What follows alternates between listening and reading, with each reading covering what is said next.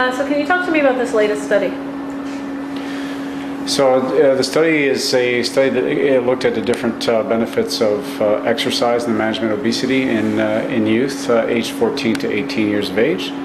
And essentially what the ultimate aim was is to determine if different exercise modalities, whether it be aerobic training, resistance training, or their combined aerobic plus resistance training, had any differing benefits in terms of weight loss.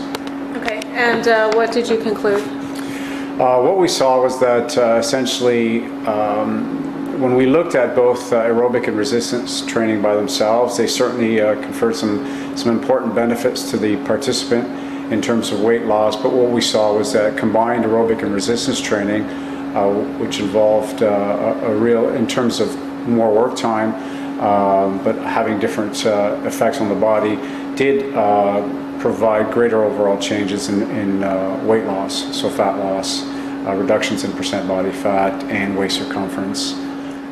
What's the main message for parents who may have obese teens to take away from this study? I think the main message is that any level of physical activity is important, and ultimately engaging youth in terms of doing physical activity, whether it be structured or just fun activities outside of the school day, might be very important, because ultimately trying to reverse the problems associated with obesity at a very young age is very important, because obese adolescents tend to obviously migrate to becoming obese adults, which then predispose them to a higher risk of developing cardiometabolic disease like type 2 diabetes or cardiovascular disease. So getting them engaged in any activity is very important, and they don't necessarily have to jump in with both feet right away. They can, the most important thing is to do it progressively, so increase the level of intensity. And structured activity allows you to simply as well to really develop a sort of a plan, so it gives you a sense of purpose, and you can see progressions that way. So that's very helpful as well, because you have specific markers that you can follow as you go along. You can see the changes.